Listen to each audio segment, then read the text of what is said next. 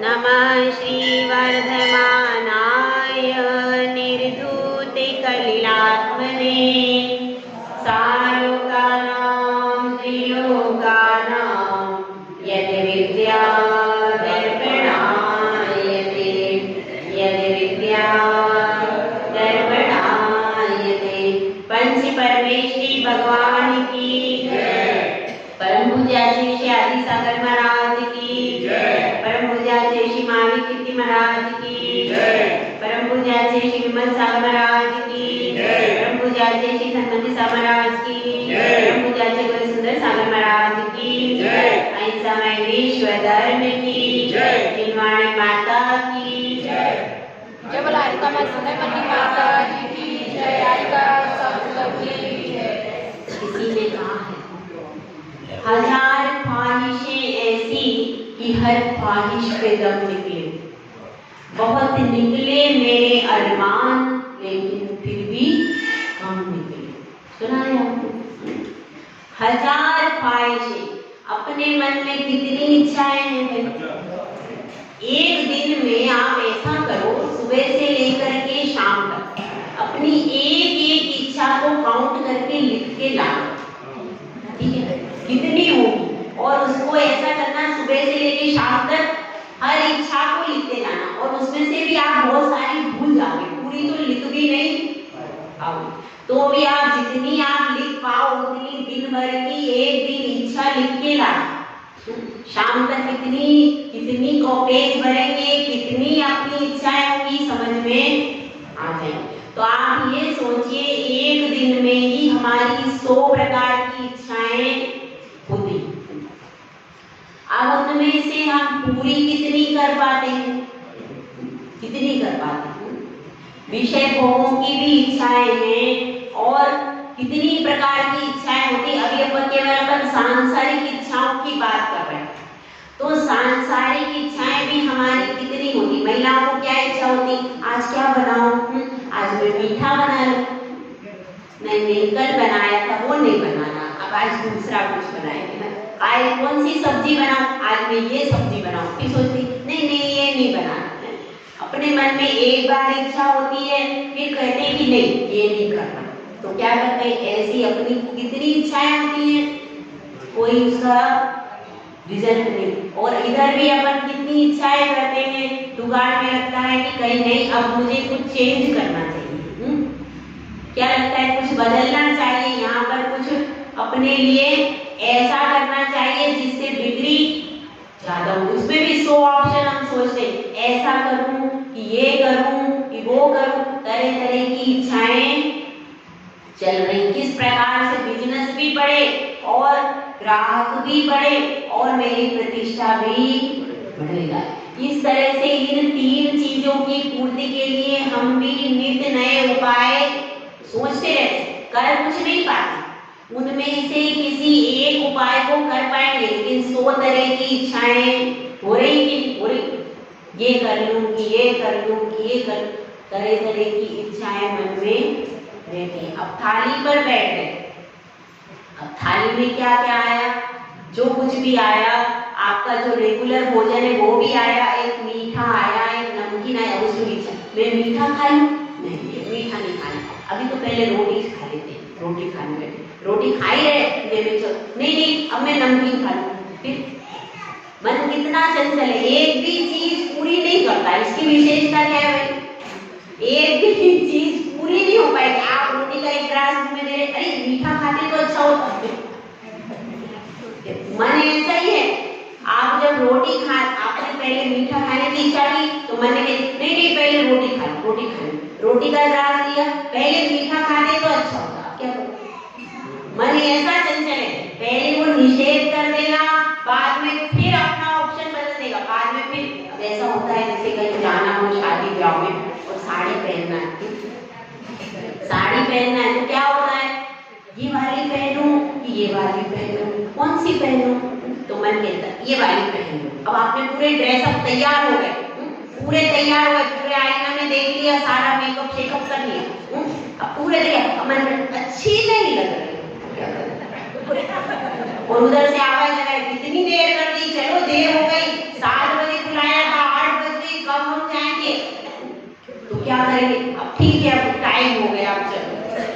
मन कैसा हो गया, अच्छी नहीं लग रही, ऐसा होता है। मन की कैसे हैं, मन की ऐसी गति है कि पल पल में, और मन के लिए आता है दुआ, मन लोभी मन लालची, मन मेरा चित चोर, मन के मते न चालिए, घड़ी घड़ी में, और घड़ी घड़ी में बदल जाता है। हम जब तक सोचते, अब अपन ने कोई वस्तु बनाई, बहुत अच्छे से तैयार किया उस वस्तु को, बहुत अच्छा उसको बना लिया, खूब अच्छी मिठाई बन गई, अब बन भी गई, अच्छी भी बन गई, सब हो गया, लेकिन अब मन गया, अब खाने की इच्छा नहीं हुई, अब मैं नहीं खाई। ऐसा मन, हम कितना भी इसके लिए मेहनत कर लें कि मन संतुष्ट हो जाए, मन खुश हो जाए, वो खुश होता नहीं है। कितना भी हम अच्छा उसको करें, वो अंत में अपना सारा गुण गोबर कर देगा। इसीलिए मन को संतुष्ट नहीं कर सकते। किसको संतुष्ट कर सकते हैं? आत्मा को संतुष्ट कर सकते हैं।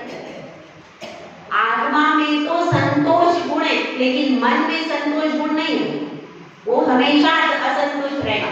कितना ही हम अच्छी से अच्छी विषय की सामग्री उसको रख देंगे, कितने ही अच्छे सुंदर से सुंदर वस्त्र रख देंगे, कितना ही अच्छा भोजन रख देंगे, कितना ही अच्छे साधन रख देंगे, लेकिन किसी भी साधन से मन ये नहीं बोलता मैं अब खुश हुआ। होता है कभी? इसका मतलब है उसकी प्रकृति ऐसी बन गई, और उसने बना भी कि वो अब तृप्त होता। अनादिकाल से मन की ऐसी व्यवस्था बन गई है कि वह एक से दो ऐसे बंदर कूदता रहता है। देखो बंदर देखा आपने सबने, एक डाली से दूसरी डाली, दूसरी से तीसरी, इतनी फास्ट वो बंदर भी धीरे कूदता, मन उससे पहले कूद के इधर। अब हम यहाँ बैठे, मन कहाँ जा रहा है, हमारा रसोई में देखो आज सब्जी लाई थी, वो सब्जी अच्छी नहीं है, और देखो ये भी लाते नहीं है सब्जी अच्छी, क्या हुआ? वो मन वहां जा रहा है। बेटा पढ़ रहा है, पता नहीं क्या हो रहा होगा बेटा, मन उधर जा रहा है, मन इधर जा रहा है, मन बिल्कुल भी लग करके रहता नहीं है। इसीलिए मन को संतुष्ट करने के उपाय बंद कर दो। आत्मा को संतुष्ट करने के उपाय करोगे तो आप जीतोगे, क्योंकि मन क्या है, एक बार मैंने बताया था, किसी ने वो प्रवचन सुना था? मन कौन है बताओ? मन मंत्री है, और आत्मा कौन है? राजा। अगर हम मंत्री के पीछे भागेंगे तो अपन फेल हो जाएंगे, और अगर राजा के साथ रहेंगे तो क्या होगा? तो मंत्री अपने आप पीछे पीछे आ जाएगा। इसलिए आत्मा में संतोष गुण है, तो आत्मा के कहे के अनुसार चलेंगे तो संतुष्ट हो जाएंगे। तो अब अपना कौन सा पैटर्न चल रहा है? आज देखिए बहुत सारे ग्रह, एक शनि ग्रह होता है, आज कौन सा है? आज शनि ग्रह, शनि का प्रभाव रहता है। बहुत सारे लोग शनि ग्रह के लिए, निवारण के लिए तरह तरह के उपाय करते हैं, करते कि नहीं? करते हैं। शनि ग्रह होता है तो दरिद्रता आ जाती है, शनि ग्रह आ जाता है तो रोग हो जाता है, तरह तरह से लोग उसके उपाय करते रहते, करते कि नहीं? ठीक है, हाँ क्या बोल रहे हैं आप? विद्यार्थी, हाँ, अगर शनि ग्रह के निवारण के लिए आप कहीं तेल चढ़ा रहे हो, कहीं जाकर के इधर उधर उपाय कर रहे हो, शनि देव को तेल चढ़ाओ, पैसा दो, ये कर रहे हो तो क्या है ये? और कौन से? राहु ग्रह निवारण, तो कोई शनि ग्रह की शांति का उपाय करता है, किसी के बता देता है ज्योतिष आपके राहु का प्रभाव है, राहु का निवारण करो, कोई केतु का निवारण करता है, कोई सूर्य का करता है, कोई चंद्र का, ऐसे तरह तरह से ग्रहों के निवारण के लिए उपाय करते। लेकिन एक ग्रह ऐसा है, अगर आप एक ग्रह का उपाय कर लो शांति का, तो कोई भी उपाय करने की जरूरत नहीं पड़ेगी। हमारे गुजरात सिर्फ एक ग्रह का उपाय करते और उनके सब ग्रह निवारक हो जाते हैं। तो इसलिए बताओ आपको 10 कितने ग्रह होते हैं भाई? मेरे को तो पता ही नहीं कितने भाई? 2 ग्रह। आप लोग सब समझदार लोग। 9 ग्रह होते हैं, 9 ग्रह होते हैं। या तो आप 9, देखो बहुत कठिन, अपन लोग क्या करते हैं, जहां पर 9 रुपए देने पड़े, चलो आप लोगों को वेश्यों की भाषा में समझाए हैं। एक तरफ आपको 9 रुपए देना है और वस्तु मिल रही, और एक तरफ 1 रुपया देना है और वस्तु मिल रही, कौन सा अच्छा भैया, कौन सा अच्छा है? सब अपन सब बढ़िया है, तो क्या करेंगे, 1 रुपया दो तो उसमें फायदा है, 9 रुपए देने के बाद भी वस्तु मिलती है पर उससे संतुष्टि नहीं होती, तो इसीलिए अपन 1 रुपए वाली वस्तु चाहते हैं ना सब, सही है, दाम से पैसा मिल जाए और वस्तु पूरी आ जाए। तो अपन को क्या करना है, सिर्फ एक ग्रह को संतुष्ट करो और सारे ग्रह आपके पास हाथ जोड़ के आ जाएंगे। ऐसा कौन सा ग्रह है? उस ग्रह का नाम है परिग्रह। हमारे मुनिराज क्या करते हैं, वो सब परिग्रह को त्याग कर देते हैं, तो सारे ग्रह फिर चुपचाप बैठ जाते हैं।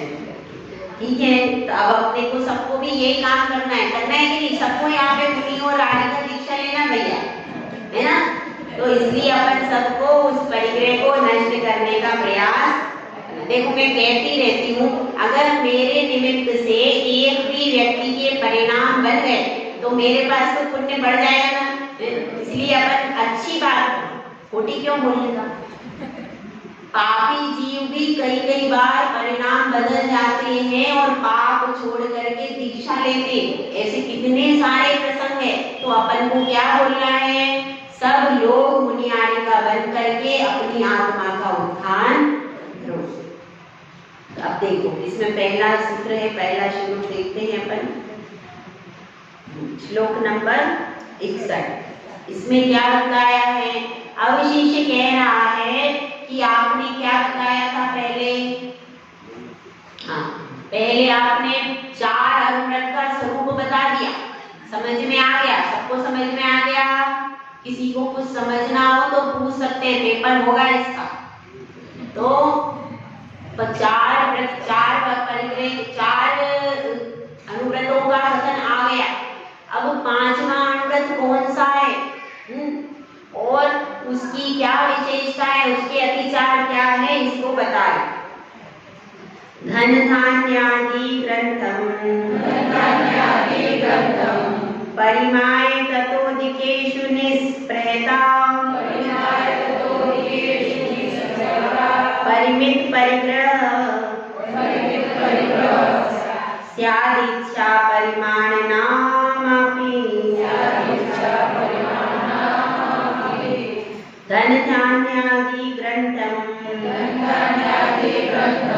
परिमाय ततोदिकेषु निष्प्रहता परिमत परिग्रह स्यात् दीक्षा परिमाणनामपि।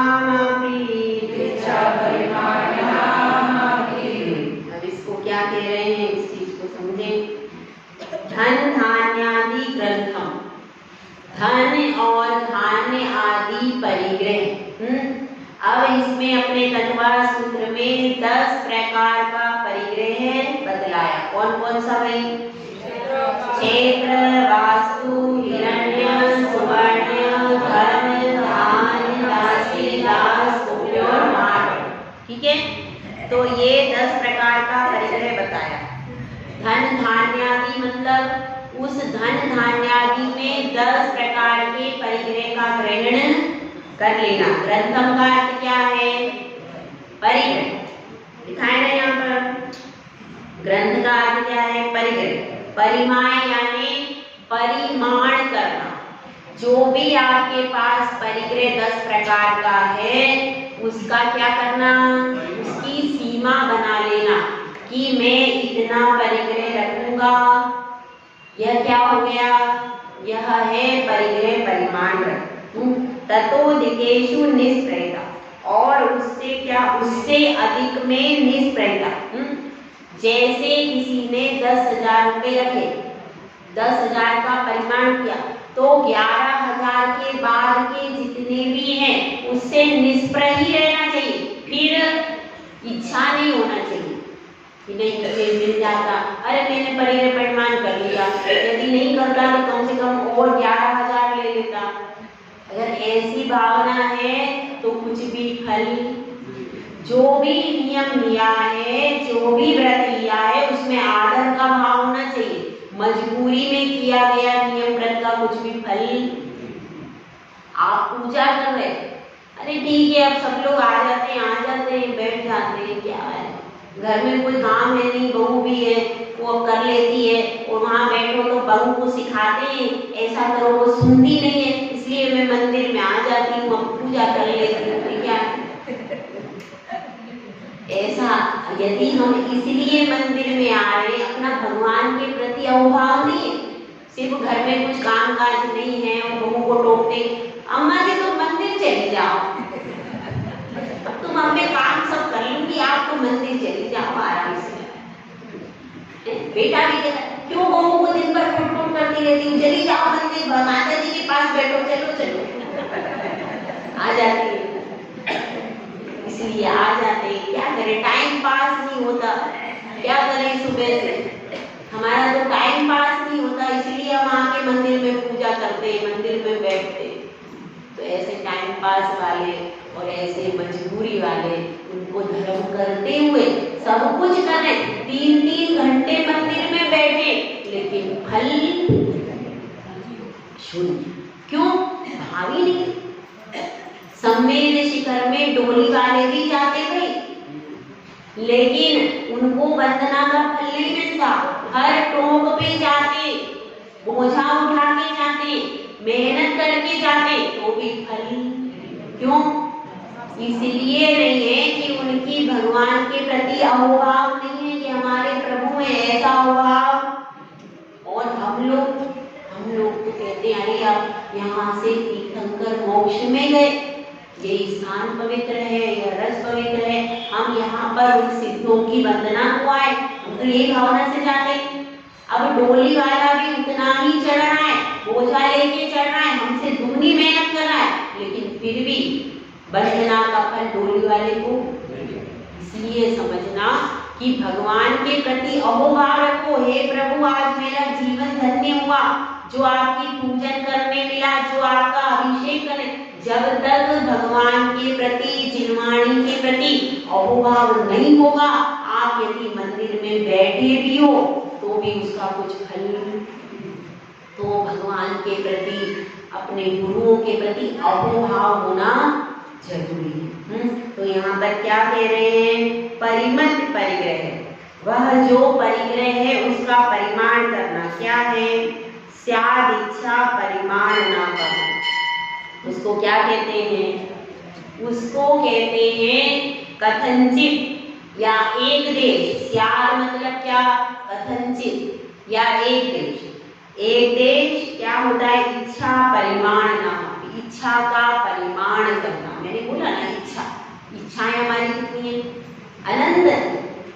पूरे जीवन काल में इच्छाएं अनंत होती है। मन जब यहाँ बैठ जाते हैं, अब पूजा करने हमको आज कहाँ बैठना था, आज हम उधर बैठ गए पारसनाथ, मन के अरे मुनि सूरतनाथ पे कर लेते आज शनिवार, अब तो बैठ गए, अब क्या।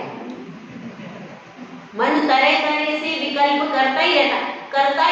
कितनी अच्छी हमने ड्रेसिंग कर ली, कितनी अच्छी साड़ी, तो भी मन कहता है अच्छी नहीं हो रही, पहली वाली अच्छी थी जो नहीं पहनी, अब क्या करें, अब कितनी बार चेंज करें। मन संतुष्ट, कितना ही अच्छा भोजन बना लो, भोजन कर भी लो तो भी मन संतुष्ट।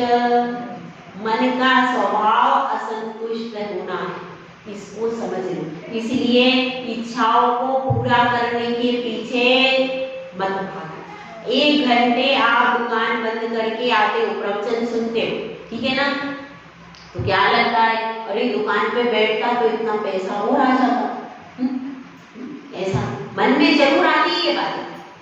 शाम को कुछ लोग दुकान जल्दी मंगल करके आते हैं और मंगल करके बैठते, तो कोई सोचे कि भाई मैं वहां चला जाता, 1 घंटे की आज मेरी ग्राहकी रह गई, मन में जरूर आए। क्यों? क्योंकि हमारे संस्कार वही पड़े हुए हैं। तो आप ये सोचना यहाँ भी तो ग्राहकी चल रही है, यहाँ की ग्राहकी कौन करे? आप जिन कुल में आए हो ये धर्म की ग्राहकी कौन करे? ये भी तो धर्म की दुकान है। कर्म की दुकान पर तो आप दिन भर बैठे रहते, ये धर्म की दुकान भी तो करो। यहाँ पर आपको धर्म को सीखने का अवसर मिल रहा और श्रावक के बारे में अपने आचरण को सीखने का अवसर मिल रहा है। हर चतुर्मास में आपको अवसर मिल जाए जरूरी नहीं है। बड़े बड़े संघ होते हैं, बड़ी बड़ी व्यवस्थाएं होती हैं, उनके बड़े बड़े स्वाध्याय होते हैं, वो जरूरी नहीं है उनकी साधना उत्कृष्ट होती है, तो जरूरी नहीं है कि वो सब आपके लिए उतना दे पाए, जरूरी नहीं है। और आप फिर समझ पाओ ये भी जरूरी नहीं। अब आज से 10 साल बाद 15 साल बाद आप सोचो कि हम समझ जाएंगे, कोई संघ आ गया, अच्छा आ गया पढ़ाने वाला, लेकिन क्या है हमारी तो अब दिमाग ही नहीं चलना, फिर कैसे पढ़ोगे? पढ़ सकते हो जब अपना दिमाग ही नहीं चलना, क्योंकि आप 10-15 साल बाद आप लोगों की दिमाग की शक्ति कैसी हो जाएगी? और कम हो जाएगी, फिर कुछ समझ में भी नहीं आएगा। इसलिए अभी अवसर आया है तो समझदार व्यक्ति क्या करता है? जब अवसर आ गया तभी अपने को ग्रहण कर लेना चाहिए। बड़े पुण्य से सारे अवसर आते, बड़े पुण्य से आप लोगों को अवसर मिला है कि आपको समझ में भी आ रहा है, नहीं तो समझ में नहीं आता। जब अच्छे साधु आ गए लेकिन अब हमारी बुद्धि समझ में नहीं आ रहा। और जब अपने को, इसलिए जब जो अवसर उठा लेता है उसके बुद्धि का विकास, और अवसर का लाभ नहीं उठाते तो फिर आपका पुण्य कम हो गया, बाद में बुद्धि का विकास नहीं होता। तो इसलिए अपने को यहाँ पर समझ लेना है कि इच्छाओं का परिमाण करना है। 1 घंटा यदि आप दुकान की इच्छा को छोड़ करके यहाँ प्रवचन में, स्वाध्याय में, मंदिर में पूजा कर रहे हैं तो कितना मन को शांति मिलती कि नहीं? वह जो शांति और आनंद है वह किसी भी दुकान पर बाहर की मिल नहीं सकता। वो अनुभव में आनंद होता है जब प्रभु की भक्ति में लीन हो जाओ, जब हम अपनी आत्मा के विषय में पढ़ रहे हैं कि अपनी आत्मा को कर्मों से कैसे हटाना, ठीक है। तो अब अपन इसका अर्थ समझते हैं। अपने 10 प्रकार का परिग्रह है ना, कौन कौन सा है भैया? सबसे पहला कौन सा है? क्षेत्र का अर्थ क्या है? जमीन है, खेत है, प्लॉट है, कोई भी जमीन का टुकड़ा जो कि खाली पड़ा हुआ है, जिसपे कोई भी कंस्ट्रक्शन बना हुआ नहीं, तो उसको क्या कहते हैं? क्षेत्र, ठीक है। तो उस क्षेत्र का परिमाण करना, अपने नाम पर कितने प्लॉट है? कितने प्लॉट है आपके नाम पे?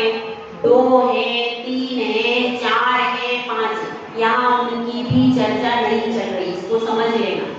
जितने आपको अपने पूरे जीवन काल में प्लॉट रखने, उनकी संख्या यहाँ पर निश्चित। यदि किसी ने अपने जीवन काल में 10 प्लॉट रखे, सुन लेना ध्यान से, 10 प्लॉट रखे तो वह 11वां प्लॉट नहीं ले सकता। स्टार्टिंग में जो परिग्रह परिमाण करवाया जाता है वो ज्यादा करवाया जाता है, ताकि वह व्यक्ति का कभी भी उल्लंघन, जैसे किसी ने 10 रख लिए तो वह 11वां कभी नहीं रख सकता। पूरे जीवन काल में मरने तक वह 11वां प्लॉट नहीं ले सकता, इसको समझ लेना। ऐसा नहीं, कम हो सकता है, उस परिग्रह में से कम तो हो सकता है, लेकिन अधिक अगर हमने परिग्रह का परिमाण कर लिया तो उसमें क्या, उसमें घटते घटते हम 1 पे आ सकते हैं। 10 से घटते घटते 1 पे तो आ सकते हैं, पर 10 से बढ़ते बढ़ते 12 पे नहीं जा सकते।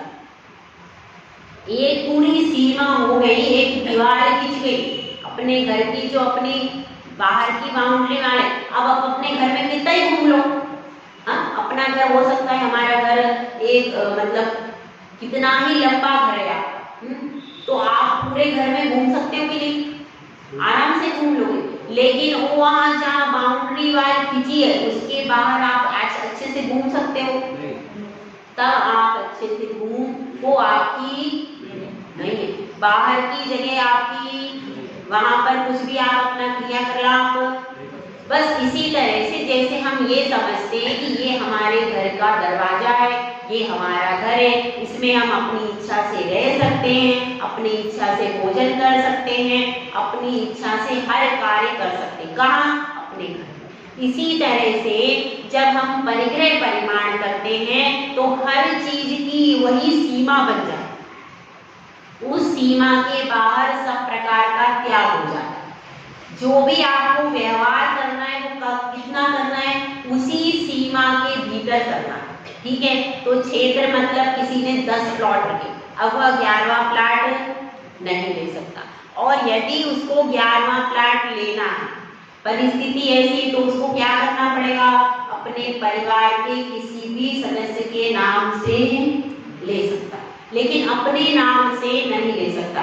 यह भी ध्यान रखें, परिग्रह परिमाण में स्वयं के नाम से लिया गया का ही पड़ता है, फर्क पड़ता है, और उसी की सीमा की जाती है। यदि आपके पति के नाम से मकान है और आप उसमें रह रहे हो तो आपको कोई दोष नहीं, तो आपके नाम से वो माना, आपके परिग्रह परिमाण में उसकी गिनती नहीं होगी। बर्तन है घर में, आप सार्वजनिक रूप से इस्तेमाल कर रहे हैं, उन बर्तनों का स्वामी कौन है? आपके पति भी। अब आप इस्तेमाल कर रहे हो उसमें, तो इस्तेमाल करने का आपको दोष नहीं, क्योंकि उसका स्वामी कौन है? आपके परिवार में आपके दादाजी हैं या पिताजी वो हैं, या आपके पति देव वो होंगे, आपके पति देव हैं या आपके ससुर जी उसके घर के स्वामी हैं। अभी आप घर की स्वामी हो क्या? हो ही नहीं, अभी तो घर के। जब बड़े बुजुर्ग, हाँ किसी घर में ऐसा है कि किसी घर में कोई बड़ा बुजुर्ग नहीं है, किसी के ससुर भी नहीं है, सास भी नहीं है, और पति भी कहीं नहीं है, बाहर रहते हैं या कुछ ऐसी परिस्थिति, तो उस घर में उस घर की स्वामी महिला हो सकती है। समझ में आई बात? जिस घर में जैसे पति बाहर रहते हैं या कहीं किसी कारण से निधन हो गया है, तो उस घर में कौन रहेगा हेड? उस घर में जो उनकी पत्नी। लेकिन ऐसी परिस्थिति नहीं है तो क्या होगा, तो घर का स्वामी जो है उसको ही परिग्रह परिमाण करना चाहिए। और इसके अलावा आपको कितना दोष लगेगा, जो आपके वस्त्र है, अभी आगे आ रहा है उसमें, पहले क्षेत्र में आपने समझ लिया, मतलब आपके नाम से जो प्लॉट आपके नाम से, जैसे कि आप समझ लीजिए 10 प्लॉट हैं आपके परिवार के, उनमें से 2 प्लॉट आपके नाम के, 2 आपके पति के नाम के, 2 पुत्र के नाम के, ऐसा ऐसा, ठीक है। तो आपको कितने प्लॉट का दोष लगेगा? केवल 2 प्लॉट का दोष लगेगा, बाकी का जिसके जिसके हैं उसको उसका दोष लगेगा, ठीक है। तो इसमें समझ लेना कि आपको, अगर आपने 10 का परिमाण निर्धारित किया, ठीक है, 10 का परिमाण आपने निर्धारित किया, लेकिन वर्तमान में आपके पास कितने प्लाट हैं? 2 हैं। सुनना ध्यान से, आपने 10 का परिमाण लिख लिया कि हम 10 से ज्यादा प्लाट नहीं रखेंगे पूरी जीवन, और आपके पास अभी कितने हैं? 2 हैं। तो आपने सीमा रखी है, तो आपको कोई परेशानी नहीं है, वह परिमाण आपका 10 का ही कहलाएगा, लेकिन आप उसमें 2 रखो, 2 से 10 तक, आप 1 से 10 तक कितने भी रख सकते हो, लेकिन 10 के ऊपर एक भी नहीं रख सकते। ये उसकी हर परिग्रह परिमाण की यही व्यवस्था होगी, ठीक है, समझ में आ गया। अब जैसे क्षेत्र का हो गया, उसके बाद क्या है? वास्तु। वास्तु मतलब मकान। मकान के संदर्भ में भी ऐसा ही समझना कि जो मकान आपके नाम से है, मकान में क्या क्या आ जाएगा?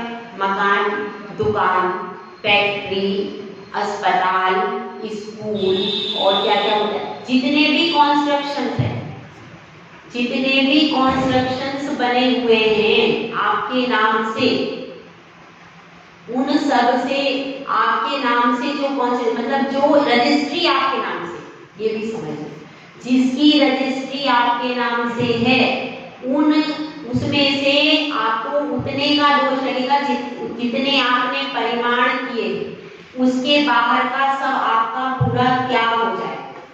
अब जैसे आपने 5 मकान की क्या कर ली? 5 मकान का परिमाण कर दिया कि मैं अपने जीवन काल में 5 से अधिक मकान नहीं रखूंगा, ठीक है। अब 5 के बराबर 6 रखना पड़े तो क्या करोगे, आपके परिवार में किसी को भी आप उसको दे दो, लेकिन आप 5 के ऊपर नहीं रख सकते। अब 5 के अंदर हो सकता है आपके नाम पर एक ही मकान, दूसरा है ही नहीं, लेकिन फिर तो इसलिए अपने को क्या करना है, 5 मकान अगर रख लिए तो उसके बाहर आप 6 नहीं रख सकते। इसी प्रकार से आगे क्या है, क्षेत्र वास्तु हिरण्य सुवर्ण, इसमें क्या है, सोना चांदी जितना आपको रखना है, जितने तोले रखना है, जिस भी प्रकार से रखना है, वह सोना और चांदी अपने पास रख सकते हैं। तो उसमें भी परिमाण रखना है, निश्चित करना है। और एक बात आपको बता दें, जैसे आपको विवाह करना है, संगीता जी करना है, 2 बैठे वहाँ, एक कहाँ है, एक अहमदाबाद में, ठीक है। तो वो 2 हैं, उनके लिए 2 कन्याएं लानी है, तो उनके लिए कैसे करोगे, तो आपने मान लो आपने अपने परिमाण कर लिया, कितने जेवर, इतना तोला, अब आपको बहू लाना है, तो उस बहू के निमित्त से भी आप जेवर खरीदोगी कि नहीं, सोना खरीदोगी, तो उसका दोष आपको नहीं लगेगा। क्यों?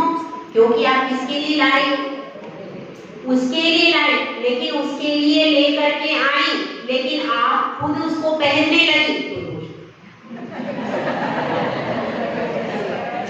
क्योंकि अब देखो, अब नए में जी मचलता है, तो अब आपने उसके लिए लेके तो आई, लेके आई, और बाद में क्या हुआ, बाद में बहू से कहा, ये बहू ने कहा, हाँ माँ जी आप भी तो देखो कैसे लगे, हाँ मैं भी आज इस बार पार्टी में मैं पहन के चलता, तो क्या होगा,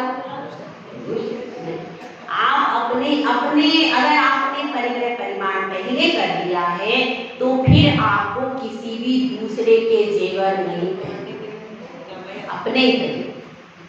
क्या हुआ,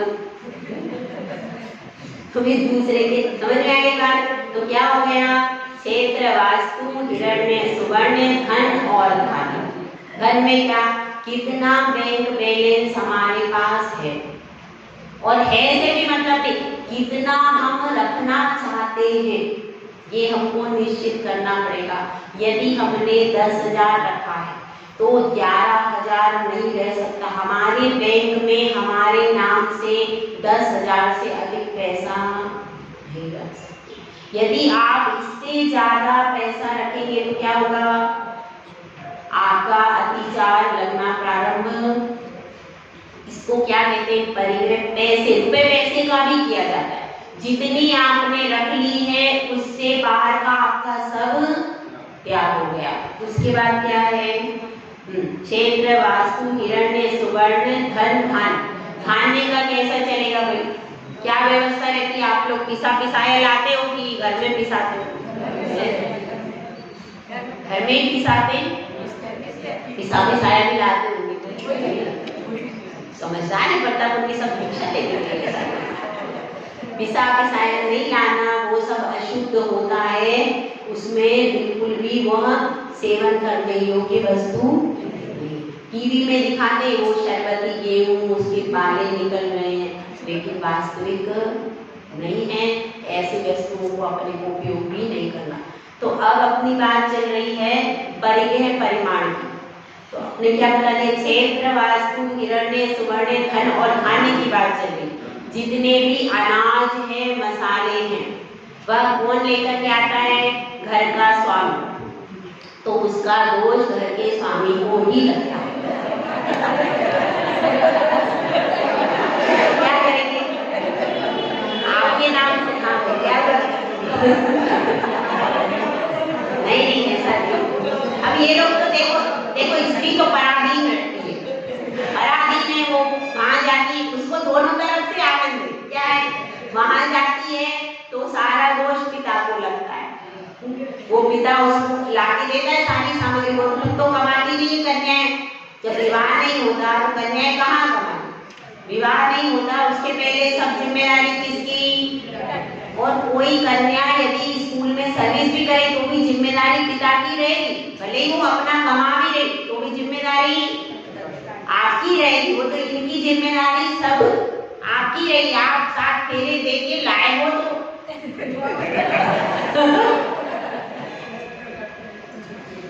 आप उसमें धान्य में कैसे होता है, जैसे अपन रोज अपना हिसाब हो जाता है, एक साल में हम कितना धान्य रखते हैं, ठीक है, अपनी 2 कोठी 3 कोठी ऐसा जितना भी परिमाण है, उससे आप चाहो तो दुगना या ऐसा करके रख सकते हैं। और अपन ऐसा रख सकते हैं विवाह की, धार्मिक फंक्शनों की और इन सब की छूट।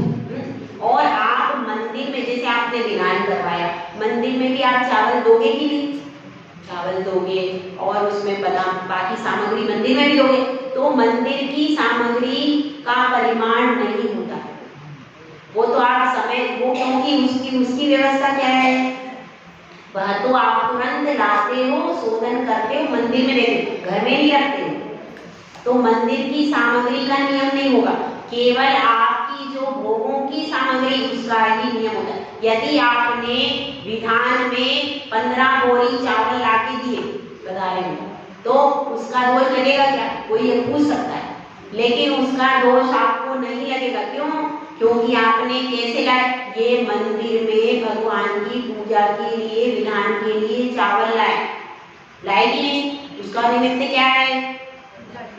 भगवान की पूजा निमित्त है, वह आप भोजन के लिए नहीं लाए, तो उसका दोष आपको, भले आपने 20 बोरी चावल लाए और विधान करवाया बड़ा भव्य, तो उसका दोष आपको नहीं लगेगा, ये भी समझ लेना। नहीं तो कोई हमारा परिमाण है, हम मंदिर में विधान नहीं करवाए, ऐसा नहीं करते, ठीक है। तो धान्य में कितना, जितना आप रेगुलर भरते हो उसको देख लो, और उसको देखने के बाद में आपको ज्यादा है तो उसका दुगना। जैसे आप कितने 3 कोठी भरते हो, मान 3 कोठी में आपका साल भर का प्रेशर चल रहा है, लेकिन अपने को परिमाण करना है तो 6 कोठी रख लो, 6 कोठी धान्य। ये कौन है? जो स्वामी है उसी को इसका परिमाण धान्य का। उसके बाद क्या है? धन्य धान्य दासी दास। दासी दास की व्यवस्था कैसी है? वो भी स्वामी पे ही आश्रित रहते हैं, क्योंकि उनको पेमेंट कौन देगा? स्वामी देंगे। तो दासी दास 2 प्रकार के, एक तो आपकी दुकान में भी, स्कूल में भी है। स्कूल में यदि आप प्रिंसिपल हो, अपर टीचर हो, आपके स्कूल में भी नौकर चाकर होते हैं, तो स्कूल के नौकर चाकर तो उनका स्वामी कौन है? सरकार, गवर्नमेंट है, या वहाँ के लोग हैं, तो उसका दोष आपको, जो आपके घर में या दुकान, क्योंकि वो आपका पर्सनल नहीं है। यदि स्कूल पर्सनल है, हाँ पर्सनल स्कूल भी है लोगों में, हाँ वो मोक्ष की मम्मी का है, ब्लूबर्ड नाम है, ठीक है। तो यहाँ पे लोगों के पर्सनल स्कूल भी है, तो अगर पर्सनल स्कूल में कोई नौकर चाकर है तो उसका भी परिमाण करना पड़ेगा। आपका कोई पर्सनल अस्पताल है, अस्पताल में भी नौकर चाकर रखते हैं, तो उसका भी परिमाण करना पड़ेगा। उसमें भी जितने भी हैं उससे बढ़ा करके आप परिमाण कर सकते हो। स्कूल में भी नौकर चाकर और अस्पताल के हो गए। और अब दुकान की बात करें, दुकान में भी नौकर चाकर हैं आपके, तो दुकान में जो नौकर चाकर है, वैसे यहाँ पर ज्यादा लोगों के है नहीं, कम लोगों के नौकर चाकर है, तो जिनके भी दुकान में यदि कोई नौकर चाकर है तो जितने हैं उससे दुगने कर लो और बाकी का त्याग कर लो, ताकि आपकी व्यवस्था भी बनती रहे और आपका कामकाज भी चलता रहे। यदि आप कम कर दोगे तो भी मुश्किल आएगी। जैसे आपने एक नौकर का नियम ले लिया, तो मुश्किल हो जाएगी, कभी बाय चांस कोई दिक्कत हो गई। और उसमें ये भी कर लेना है, शादी ब्याह, उत्सव और मरण के समय और भी कोई विशेष परिस्थिति, जबकि हमको सामूहिक भोज देना है तो सामूहिक भोज की छूट। समझ में आई बात? सामूहिक भोज में कितने भी नौकर चाकर आए तो वो हमारे लिए कब के लिए है? केवल सामूहिक भोज तक के लिए है। बाद के लिए तो उनकी छूट रखो कि सामूहिक भोज की छूट, सामूहिक भोज की, और सामूहिक रूप से से, जैसे कि आपने को दीपावली पर पेंट करने के लिए बुलाया, टेम्परेरी भी व्यवस्था होती है, दिवाली पर पेंट करवाते हैं, सफाई करने के लिए बुलाया है, तो वो उन सब की भी छूट। ये केवल किसके लिए व्यवस्था हो रही? हाँ भाई, किसके लिए व्यवस्था बता रही? रेगुलर व्यवस्था बता रही केवल। आप उसमें ये लिख लेना, उत्सव और विशेष अवसरों की छूट। विशेष अवसरों की छूट ले लेना, क्योंकि आप जब आप शादी ब्याह करोगे तो आप काउंटिंग नहीं कर पाओगे, संभव ही नहीं। शादी ब्याह में आप काउंटिंग नहीं कर सकते कितने नौकर चाकर, नौकर चाकर तो आएंगे, बिना नौकर चाकर के कुछ भी नहीं होगा। आपको धर्मशाला या कोई परिसर लिया है, उसकी सफाई भी करवानी पड़ेगी। उसके बाद क्या करना पड़ेगा? उसके बाद भोजन के लिए भी बुलाना पड़ेगा, और भी तरह तरह से बिना नौकर चाकर के बड़े बड़े फंक्शन नहीं हो सकते। तो उसकी उत्सवों की छूट रख के बाकी रेगुलर के लिए आप परिमाण कर सकते हो। किसके? नौकर चाकर के। अब आपकी तरफ आ जाए, आपके रसोई में देखो क्या व्यवस्था है। भोजन आप बनाते हो, और क्या करते हो? कपड़े धोने वाली आती है, पोछा करने वाली आती है, झाड़ू लगाने वाली आती है, और बर्तन मांजने वाली आती है। ये व्यवस्था है ना। तो जो वो आती है उसके लिए पेमेंट तो ये करेंगे, और उसका भी आपको मतलब आपको डबल काम है, दुकान का भी परिमाण करना है, घर का भी करना है, क्योंकि उसको पेमेंट आ देते। तो घर में भी जैसे आपकी 2, 3, 4 जितनी भी आ रही है काम करने वाली, जितनी भी काम करने वाली आ रही है, उससे दुगना परिमाण कर लेना, और बाकी का जैसे 4 आ रही तो 8 रख के बाकी का ऐसा कर सकते हैं। ये कब व्यवस्था? ये केवल रेगुलर व्यवस्था है। विशेष उत्सवों की और विशेष काम के लिए उसकी छूट है। ठीक है, ये क्या हो गया? धन्य धान्य दासी दास, अभी खास चीज आ गई। वस्त्र, पुरुषों के पास कम वस्त्र होते, महिलाओं के पास इतने भी दे दो ही नहीं। कभी संतुष्ट एक साड़ी खरीदने के लिए कभी आप अपनी श्रीमती को लेकर के मत चले जाना दुकान पे। अब तो आपको अनुभव हो गया, कोई अब इनमें से कोई नहीं जाता होगा। शुरू में जब नए नए होंगे तो कभी शौक में ले गए होंगे, दूसरी बार नहीं गए होंगे। क्योंकि क्या है, घंटा भर बर्बाद हो गया, और क्या कह दिया? हाँ भाई, हाँ बहन जी कुछ पसंद आए, कुछ जम नहीं था। फिर क्या हुआ? फिर साड़ी के भाई हम अपने घर, और 1 घंटा पतिदेव का बर्बाद हो गया, तो अब वो दूसरी बार गलती नहीं करते। तो क्या है, जितने भी आपके पास वस्त्र हैं, उन वस्त्रों का पूरा परिमाण कर लेना। हमें 100 साड़ी रखनी है, 200 साड़ी, जितनी भी रखनी है, एक बार पूरी काउंटिंग। अपने पास जितनी साड़ियां है ना सब, हाँ चलो आज होम वर्क आप लोगों का, जितनी भी साड़ियां हैं और जोड़ी से तीनों पीस, 3 पीस की पूरी जोड़ी से साड़ियां रखना, और गिनती कर करके सब लोग शाम को बताएंगे मुझे। अकेले में सबको अकेले में समय दूंगी 2-2 मिनट। शाम को जब भैया व्यक्ति के लिए आएगी, सब महिलाएं अकेले में बताएंगी कितनी किसके पास। ठीक है, तो सब अपनी अपनी गिनती करके आना।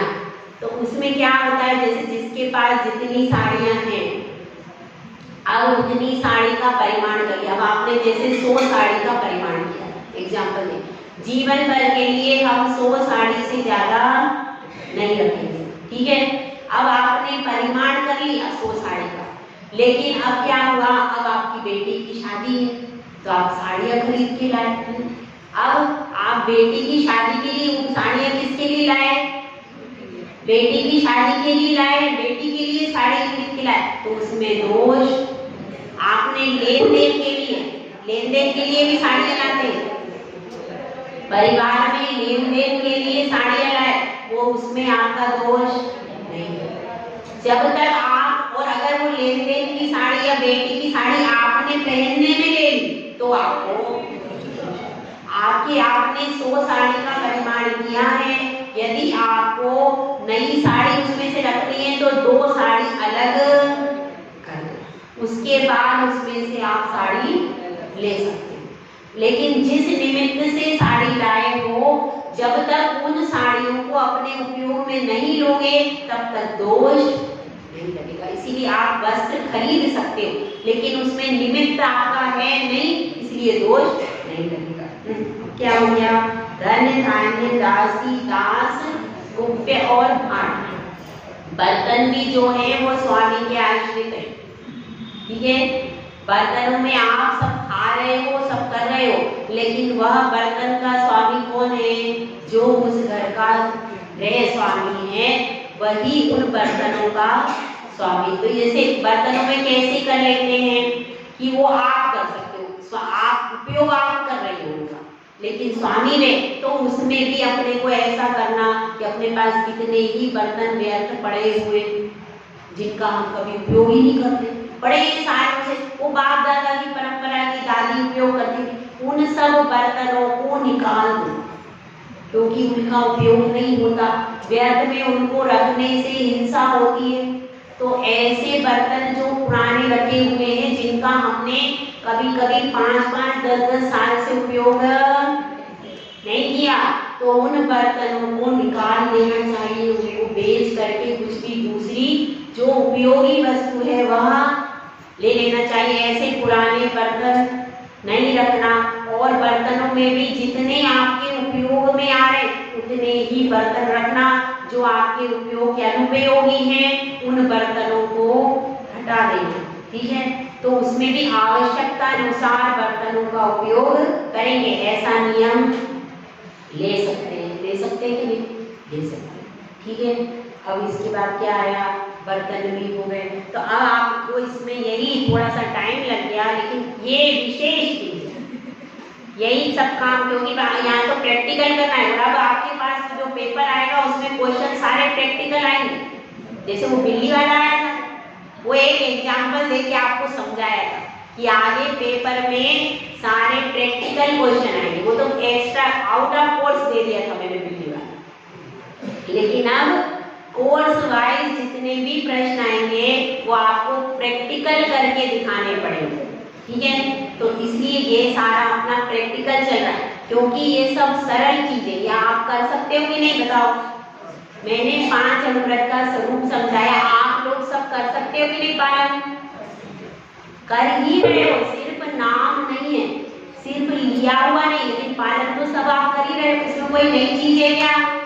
नहीं है। तो यह सब आपको पालन करने का नियम आप लोग ले सकते हो, कोई कठिन नहीं, यह सब नियम आप लोग ले सकते हो, इसलिए इसको अच्छे से समझ लेना।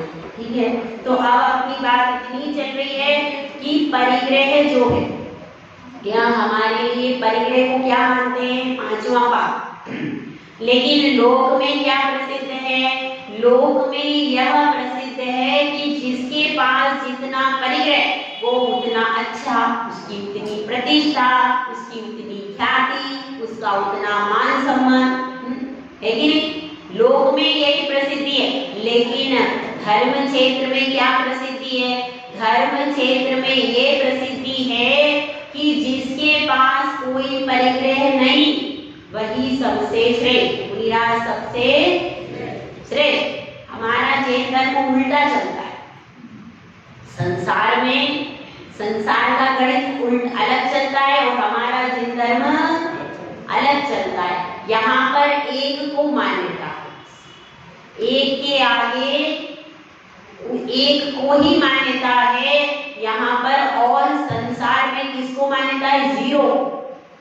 जितनी जिसके पास ज्यादा जीरो है उतना ज्यादा वो समृद्ध। और यहाँ पर किसको मान्यता है? एक आत्मा को मान्यता है। आत्मा जिसकी सॉलिड है उसका सब कुछ सॉलिड है, शरीर पे वस्त्र नहीं है कोई बात नहीं, लेकिन आत्मा का जो ज्ञान दर्शन स्वभाव है वह सॉलिड रहना चाहिए। तो हम सब आत्मा के उस ज्ञान दर्शन स्वभाव की ओर चले और परिग्रह का त्याग करें। जय बोलो, जय सुंदर सा।